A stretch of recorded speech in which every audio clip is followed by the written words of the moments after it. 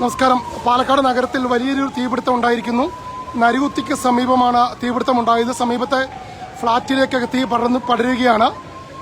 തീ ഉണ്ടായിരിക്കുന്ന നരികുത്തിക്ക് സമീപം ഫ്രൂട്ട് സ്റ്റാളിലാണ് ഒരു ഫ്രൂട്ട്സിന്റെ ഗോഡൌണിലേക്കാണ് തീപിടുത്തം ഉണ്ടായത്.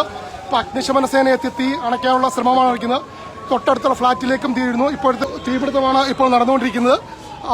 സമീപത്തെ ഫ്ളാറ്റിലേക്കൊക്കെ തീ പടരുന്ന ഒരു സാഹചര്യം കൊണ്ട് വളരെ ആശങ്കയിലാണ്.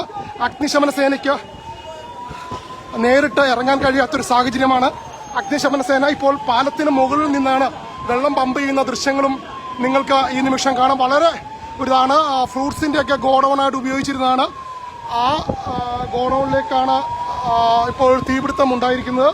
പാലക്കാട് നഗരത്തിൽ നരികുത്തിയിലാണ് ഇത്തരമൊരു തീപിടുത്തം, വലിയൊരു തീപിടുത്തമാണ്. അഗ്നിശമന സേനയ്ക്ക് ഇപ്പോൾ കൂടുതൽ ഫയർഫോഴ്സ് യൂണിറ്റുകൾ വന്നുകൊണ്ടിരിക്കുകയാണ്. ആ ഫയർഫോഴ്സ് യൂണിറ്റുകൾ വരുന്നതും ദൃശ്യങ്ങളിൽ നിങ്ങൾക്ക് കാണാൻ കഴിയും. എന്തായാലും ഇപ്പം 2 യൂണിറ്റുകൾ ഒരേ സമയം പ്രവർത്തിക്കുകയാണ്.